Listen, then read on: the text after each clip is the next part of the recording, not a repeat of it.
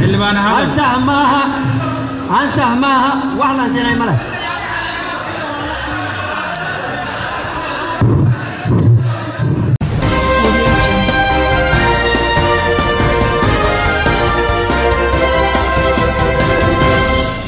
Oduu teenya jalqabaatiin Ministeerri dhimma alaa Soomaaliyaa yaada Ministeerri dhimma alaa Itoophiyaa kennan qeeqan.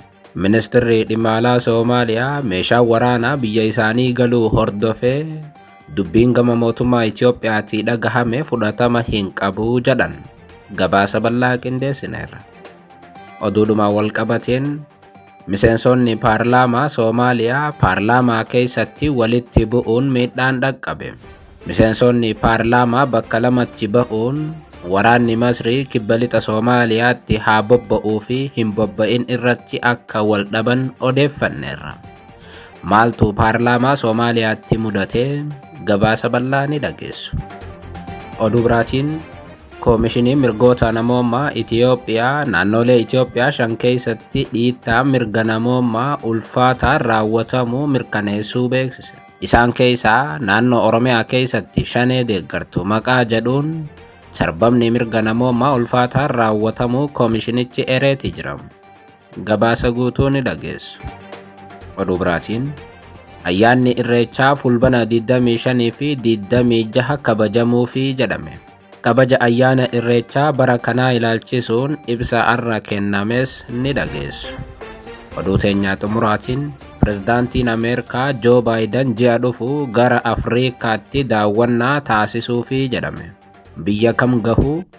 Gabaasa guutuu ni dhageessu. Akkam jirtu daawwattootaaf hordoftoota Anolee Global Media. Oduuf odeeffannoo keenya guyyaa irraa tokko jennee jalqabneeti jirra. Oduu keenya ijoo isaa amma dhageessan guutuu isaa isin biraan geenya. Haga xumuraa sagantaa keenyaatti dhaggeeffachuun yaada qabdan gara koomentiitiin nuuf barreessaa. Kallattumaan gara gabaasa bal'aattiin isin qajeelcha.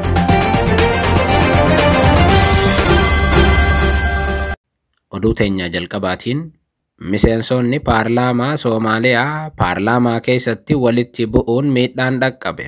Miseensonni paarlaamaa naannoo kibba lixa Soomaaliyaatii fi miseensonni paarlaamaa mootummaa Hassan Sheikh Mahamud deeggaran paarlaamaa keessatti walitti bu'uun miidhaan dhaqqabeera.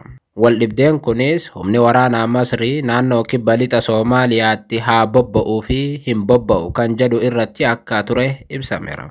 Akka maddeen Moqaadishoo irraa ibsanitti waldhibdeen miseensota paarlaamaa kun gara waldhibdee rukuttaa yookaan ammoo waltumuuttis gaheeti jira. Miseensonni paarlaamaa tokko tokko ammoo miidhaan irra gahee akka jiru gabaafameera.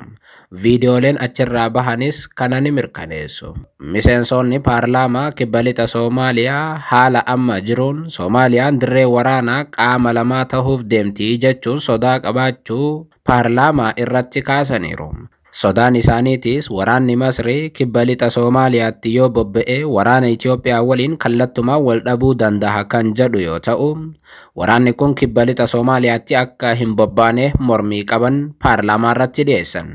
Deeggartoonni mootummaa Hassan Sheikh Mahamud immoo lakki waraana lamaan wanti walitti buusu hin jiru jechuun falmii keessa seenan. Sana booda ture paarlaamaan gamaa fi gamanaa iyyansatti kan geeddarame. اللي بانا هذا هنسهمها واحنا زي ملك.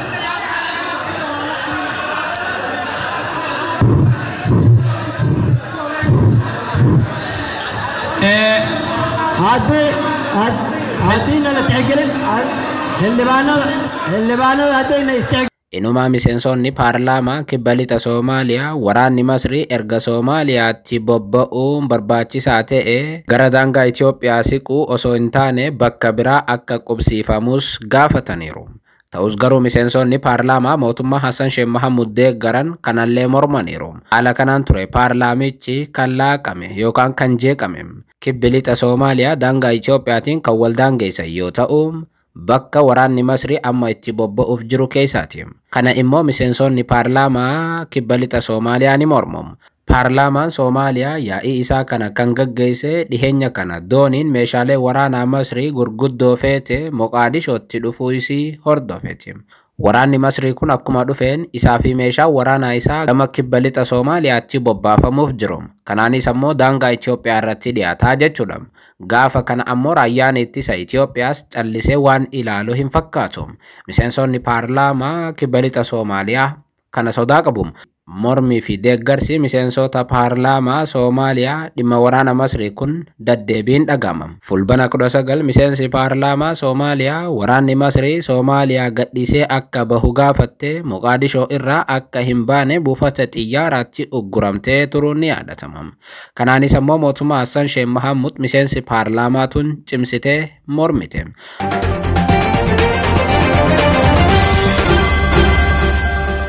Oduudhuma walqabateen Ministeerri dhimma alaa Soomaaliyaa yaada Ministeerri dhimma alaa Itoophiyaa kennan qeeqan. Ministeerri dhimma alaa Itoophiyaa Ambasaaddar Taayyee Asqasillaasee humnoota alaatiin meeshaa waraanaa Soomaaliyaadhaaf dhiyaataa jiru kun yaaddoo cimaadha jechuun yaaddoo qaban ibsatanii turan. Ambasaaddar Taayyeen dhiyeessiin meeshaa waraanaa kun haala nageenyaa duraanuu Soomaaliyaa keessatti laafaa ta'e daran hammeessuun boodarra meeshaaleen kun harka shororkeessitootaa galuu danda'a sodaa jedhu yaada dhiyeessuun meeshaa waraanaa Masriin marsaa lammaffaatiif Soomaaliyaa fiddee mormanii turan. Ministeerri dhimma alaa Soomaaliyaa Ahmad Muallim Fiqii Niiwuorkitti Rooyitersiif haasawa Ambasaaddar Taayyee Asqasillaasee ilaalchisuun yaada kennaniin haasawni Ambasaaddar Taayyee Asqasillaasee maqaballeessiidha jechuun qeeqan. Ahmad Muallimitti dabaluudhaanis ibsa maqaballeessii kana duuba Itoophiyaan gara daangaa Soomaaliyaa meeshaa waraanaa seeraan ala seene kan harka siviilotaatii fi shororkeessitootaa keessa bu'ee dhoksuuf yaalaa jirti jechuun himatan. Torbaan darbee Soomaaliyaan gara Puuntlaanditti Itoophiyaa meeshaa waraanaa ergitee jechuun himachuun isiin yaadatama. Itoophiyaan garuu dhimma kanaaf haga yoonaa deebii kennite hin qabdu. Itoophiyaan waliigaltee falmisiisaa Soomaalilaand waliin erga mallatteessitee baha Afriikaatti muddamni dhalachuun isaanii beekama.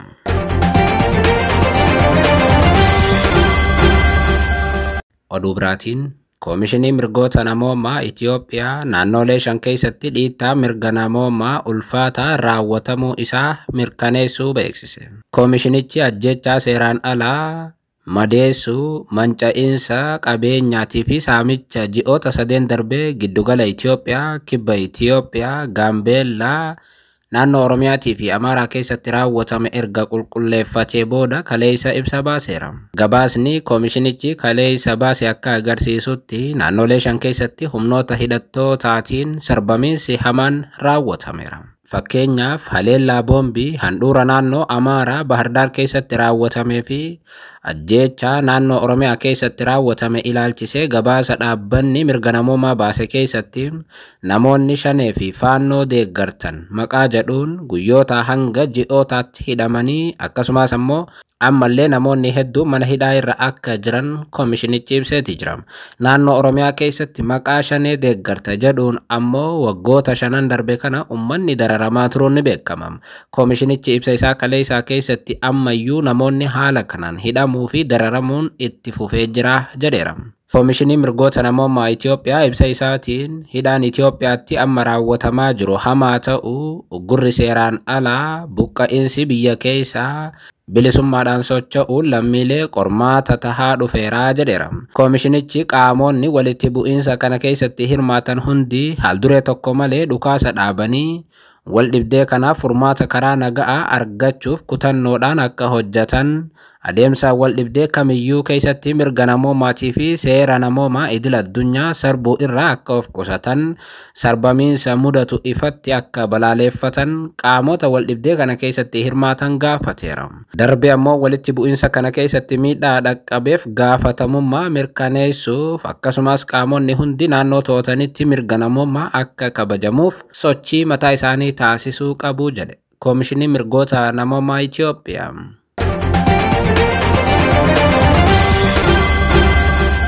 Oduu biraatiin Irreechi fulbana 25 fi 26 kabajamuufi jedhame. Ayyaanni Irreechaa kan bara 2017 fulbana 25 fi 26 kan kabajamu ta'uu gamtaan abbootii gadaa beeksisan. Gamtaan abbootii gadaa ibsa miidiyaaleedhaaf har'a kennaniin Irreechi baranaa fulbana 25 hora Finfinneetti kan kabajamu yoo ta'u, fulbana 26 ammoo Bishooftuu hora Harsadeetti Oromoon sabaa fi sablammoota biyyattii biroo waliin ta'uun akka kabaju eeraniiru. Irreechi bara kanaa naannolee adda addaattis kan kabajamu ta'uu fi lammiileen hunduu dammaqinaan akka hirmaatanis dhaamameera. Ayyaanni Irreechaa duudhaa isaa karaa eeggateen akka kabajamu akeekanii nageenyaa fi galateeffannaadhaaf dursa kennuun barbaachisaa ta'uu dhaaman. Irreechi sirna irreeffannaa fi aadaa isaa eeggatee gaggeeffamuu akka qabu abbootiin gadaa hubachiisanii hirmaattoonni sirnichaati safuu fi duudhaa kabaja ayyaanichaa eeguun akkaataa abbootiin gadaa akeekanii raawwachuu akka qaban akeekaniiti jiru. Gamtaan abbootii gadaa Irreechi baranaa nagaan akka kabajamuuf hunduu gahee isaa bahachuu akka qabu dhaamuun lammiilee biyya keessaa fi ala jiraataniif ergaa baga geessaniitii fi hawwii gaarii qabanis ibsaniiru.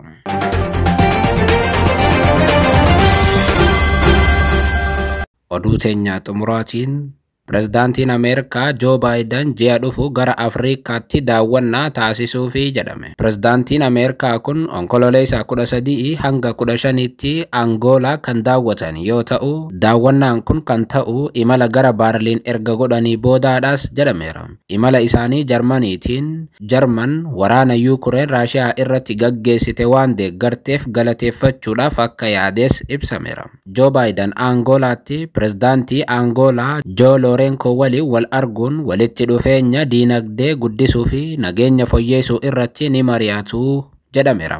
Lamaan isaanii piroojeektii baaburaa Angoolaa irraa eegaluun galaana Atlaantikii fi Hindii wal qunnamsiisu irrattis ni mari'atu jedhamee eegama. Akka ministeerri pireesii White House Kaariin jedhanitti daawwannaan Baayiden hariiroo Ameerikaa fi Angoolaa gidduutti guddachaa jiru kan mul'isudha jedhan. Ameerikaan michoota Afriikaatiif kutannoo qabdu kan cimsuudhaas jedhaniiru. Baayiden jalqaba bara darbee Afriikaa daawwachuu kan barbaade yoo ta'u, sababa wal dhibdeen Israa'elii fi Hamaas gidduutti bara 2023 onkololeessa mudateetiin karoorri isaa addaan citee ture. Kana jechuun Joo Baayiden waggaa tokko dura karoorsanii waggaa tokko akkasii Afriikaatti imaluu isaaniiti. Gama biraatiin pirezidaantii Joo Baayiden onkololeessa Afriikaa daawwatanii sadaasa immoo aangoo irraa gaggeeffamuuf jiru. Ameerikaatti sadaasni 5 filannoo guddicha addunyaan eegduutu gaggeeffamuuf jira. Pirezidaantichi Afriikaa osoon hin ilaalle White House gadhiisuu hin qabu waan jedhu fakkaata. Daawwannaan isaanii kun dhiibbaa Chaayinaan ardii kana irratti guddisaa dhufte qolachuuf kan gargaarudha jedhameera. Akkuma beekamu Afriikaa keessatti dhiibbaan Chaayinaa olaanaadha. Yeroo gaarii.